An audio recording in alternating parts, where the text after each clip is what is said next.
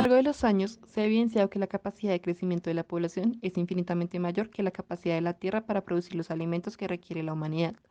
Esto ha llevado a que se evidencien necesidades alimenticias a nivel de la población mundial.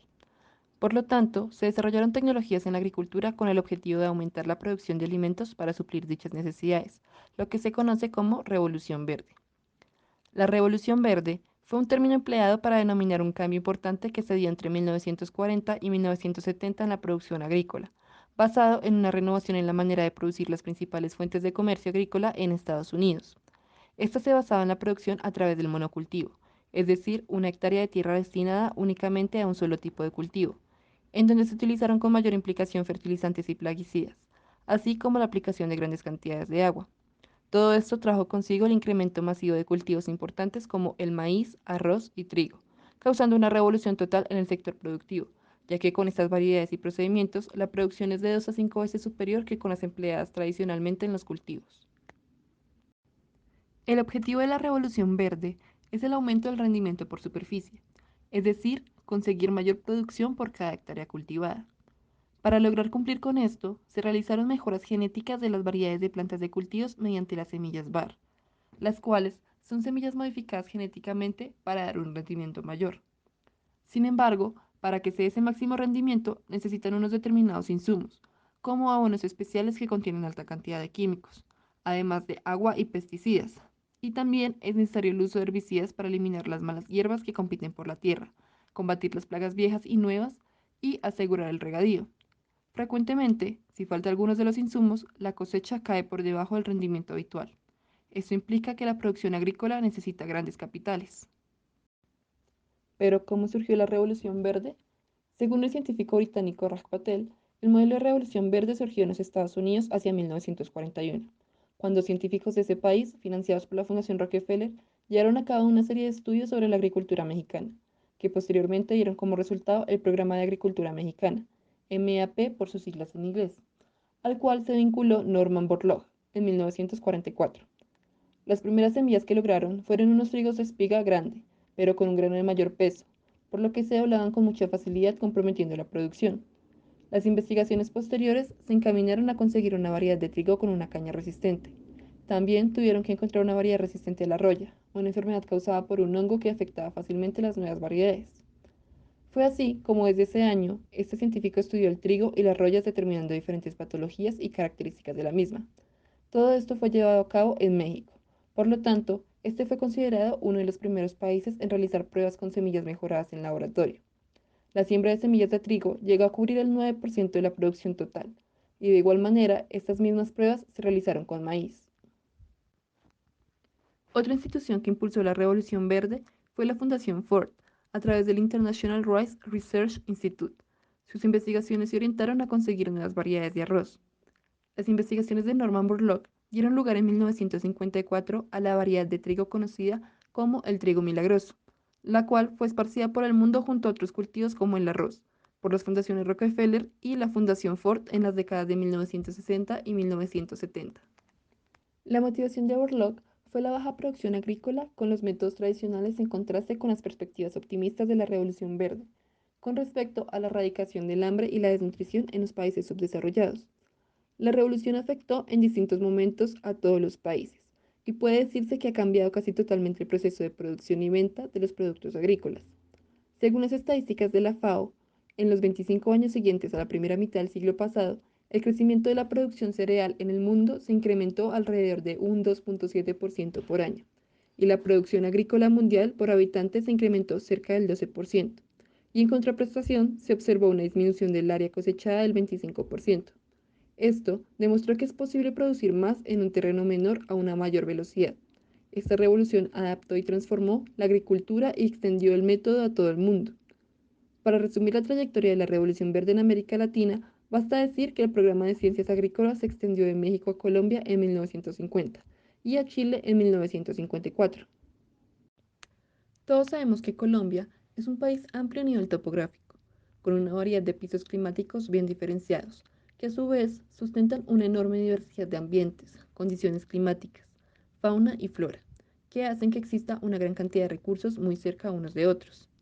Debido a esto, en el año 1948, El gobierno colombiano, bajo la presidencia de Mariano Espina Pérez, extendió una invitación oficial a la Fundación Rockefeller para el establecimiento de un programa de cooperación agrícola, y en 1950 se firmó un acuerdo con esta fundación a través del Ministerio de Agricultura, el cual terminó en el año de 1967 y derivó en la creación del Centro Internacional de Agricultura Tropical. Este mismo acuerdo abarcó a otros países latinoamericanos en ese decenio, entre los que se cuentan Chile y países de Centroamérica.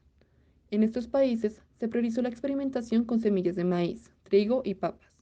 Posteriormente, entre 1950 y 1980, el modelo fue exportado en colaboración con la Fundación Ford a otros países, donde la experimentación con semillas de arroz transformó profundamente los sistemas productivos. La Fundación Rockefeller arrancó las actividades enviando una comisión científica que recorrió el territorio colombiano para generar un diagnóstico sobre la agricultura del país. Estos científicos también se reunieron con funcionarios gubernamentales, especialistas en ciencias agrícolas y agricultores que laboraban en el Ministerio de Agricultura, en la Universidad Nacional de Colombia y en la Universidad del Valle en Cali. La fundación buscó un vínculo con la estructura administrativa del campo, en este caso con el Ministerio de Agricultura, generando la división de la Oficina de Investigaciones Especiales, por medio de la cual el gobierno de Colombia otorgó estímulos al esfuerzo cooperativo, proporcionando tierra, mano de obra, maquinaria y subsidios directos. Aún más, la Fundación Rockefeller propició la creación de proyectos comunes y la colaboración con otras instituciones que compartieran el financiamiento de las mismas. Uno de los proyectos de intercambio científico de mayor envergadura en este sentido fue la creación del Banco de Germoplasma de Maíz para el resguardo de las variedades nativas de todo el hemisferio occidental con proyección de intercambio a nivel internacional. En el informe de la Fundación Rockefeller de 1954 se señaló explícitamente que las mismas no tenían valor desde el punto de vista comercial, debido a su bajo rendimiento y a su susceptibilidad a las enfermedades vegetales, por lo que veían en su resguardo el futuro del desarrollo de las variedades comerciales industriales para una población mundial creciente. La Revolución Verde tuvo en general bastantes pros y contras. Entre las ventajas tenemos: se dio el aumento de las cosechas, siendo uno de los objetivos de esta revolución aumentar el volumen de alimento cosechado con el fin de encaminarse hacia la erradicación del hambre y la desnutrición. Se podría decir que esta es una de las grandes ventajas que tuvo. Según datos de la Organización de las Naciones Unidas para la Alimentación y la Agricultura, entre 1963 y 1983, la producción anual de arroz aumentó un 3.1%, la de trigo 5.1% y la de maíz un 3.8% en los países en desarrollo. Esto en cifras es aproximadamente pasar de 741 millones de toneladas de cosecha mundial de cereales en 1961 a 1.620 millones de toneladas en 1985. Los avances científicos que se dieron durante estos años acerca de la modificación genética de semillas fueron una de las bases que dieron pie a muchos más estudios en los años siguientes en un intento por lograr los objetivos planteados durante la Revolución Verde. Mejores semillas que resistieran a heladas y plagas. Con esto se logró que los cultivos fueran menos susceptibles a factores como el clima y las plagas que pudieran poner en riesgo la viabilidad de la cosecha. Sin embargo, no todo fue bueno. También hubo muchos errores y puntos en contra de la Revolución Verde que pueden llegar a cuestionar incluso qué tan beneficiosa realmente fue. Entre estos están: a pesar de que se vio el aumento de la producción total de los cultivos mencionados en países en desarrollo, no se logró que el rendimiento por hectárea aumentara en todos los territorios donde se implementó, debido a que la estrategia que se usaba era ampliar la superficie cultivada y esta ampliación se hacía hacia tierras menos productivas. Así, mientras entre 1963 y 1983 había un rendimiento de arroz, trigo y maíz del 2.1, 3.6 y 2.9% respectivamente, se redujo a un rendimiento de 1.5, 2.1 y 2.5%. Esto se vio especialmente en África, donde muchos agricultores no fueron beneficiados de la misma manera que en otros continentes. Desempleo de personal no calificado.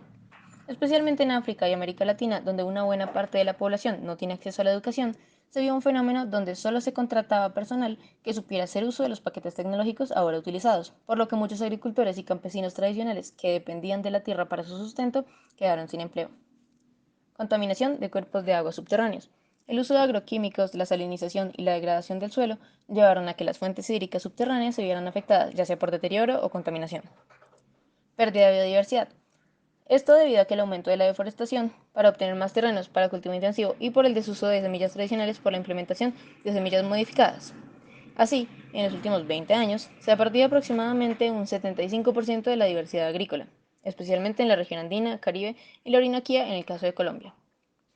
Todas estas desventajas, por no mencionar muchas más, como el excesivo costo de semillas y la dependencia de estas. Sin embargo, específicamente en Colombia, hubo además otros problemas. Ecosistema colombiano. Las semillas fueron diseñadas para países de climas templados con 4 estaciones marcadas, sin tener en cuenta que Colombia es más húmedo, está expuesto a microorganismos todo el año, y a más plagas y enfermedades y la materia orgánica se descompone más rápido. Desigualdad. El gobierno dio subsidios dado que era alto el uso de químicos, asistencia técnica, maquinaria y sistemas de riego, pero lo que en Estados Unidos era fácil de subsidiar, acá había menos recursos y a quienes se les dieron fue principalmente a grandes agricultores que tuvieron la capacidad de exportar. Impacto medioambiental.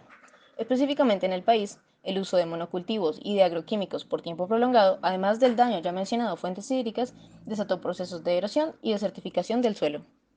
Todas estas ventajas y desventajas son importantes para demostrar que no todos los países pueden tener el mismo desarrollo con el mismo plan de acción a pesar de que ambos miren hacia la misma dirección. Comúnmente se cree que las estrategias que fueron exitosas en ciertos países para su desarrollo serán eventualmente igual de efectivas en otros países. Sin embargo, la Revolución Verde es un ejemplo que desmiente dicha teoría. En este caso, las semillas y la tecnología venían de Estados Unidos, donde se daban las condiciones climáticas y de suelo que favorecieron la aplicación de las nuevas estrategias de cosecha. Tanto en Colombia como en los Estados Unidos se tenían los mismos objetivos: disminuir el hambre y aumentar el volumen de cosecha por hectárea. A pesar de esto, la falta de evaluación del contexto colombiano, tanto ecológico, social, económico, histórico, cultural y político, hizo que no tuviera el mismo éxito. El caso de África es bastante similar. En Asia, el porcentaje de área sembrada con variedades mejoradas era del 82%, mientras que en África era apenas del 27%. Esto debido a que los estudios basados en África específicamente y en las variedades de semillas de importancia en este continente además del trigo, como el sorgo y el mijo, no fueron hechos sino hasta el periodo post-revolución verde. Así, aunque en Asia y en África se tenía una misma finalidad, los medios por los que se requería llegar a estos, en el caso del mijo y el sorgo, eran diferentes, y no fue hasta los años posteriores que África pudo tener un crecimiento positivo. En India también sucedió esto. La primera generación de semillas mejoradas de arroz se habían implantado únicamente en el 35% de las tierras debido a su falta de resistencia a enfermedades y plagas y estrés abiótico. Sin embargo, gracias a estudios específicos, las generaciones posteriores de arroz fueron adoptadas en un 80% de las tierras. Esto no solo sucede con si se tienen en cuenta las características de la biodiversidad del país, sino aplica también en el ámbito político, social y económico, donde se debe tener en cuenta la individualidad de cada territorio donde se aplica una medida. Avance tecnológico y desarrollo rural no siempre van de la mano. También se demuestra que no todos los avances tecnológicos llevan siempre a un desarrollo rural. No se niega que esta revolución haya cambiado la forma en que se cosecha alrededor del mundo y mejorado las condiciones de muchos países en desarrollo. De hecho, en un modelo realizado en 2003, se menciona que sin la investigación internacional habría en el mundo una crisis de bienestar humano, pues la ingesta calórica habría sido alrededor de un 14% menor a la que fue y el porcentaje de niños en desnutrición habría estado alrededor de un 7% más alta, por lo que en efecto la mortalidad infantil se redujo. Este es un gran punto a favor de la Revolución Verde. Sin embargo, a pesar de los esfuerzos, las poblaciones más pobres fueron en cierta medida ignoradas. Hubo y sigue habiendo desigualdad en la distribución de tierras, políticas que discriminan a pequeños agricultores, lento crecimiento de la economía no agrícola que no alcanzó a acoger al número de personas rurales desempleadas y la falta de recursos limitó la implementación de esta tecnología. Por otro lado, también aumentó la discriminación de género, pues las mujeres agrícolas fueron consideradas menos aptas para el uso de la tecnología, dejando este principalmente para los hombres y dificultándoles a ellas el acceso a recursos tecnológicos. Por razones como estas, no se puede generalizar la mejora de la calidad de vida de la población, lo cual contaba como uno de los fines del desarrollo, llevando al cuestionamiento de si se le puede considerar como tal. Así, la Revolución Verde fue un momento histórico que marcó un cambio en el mundo a partir de la agricultura, generando un gran impacto que se evidencia incluso hasta el día de hoy.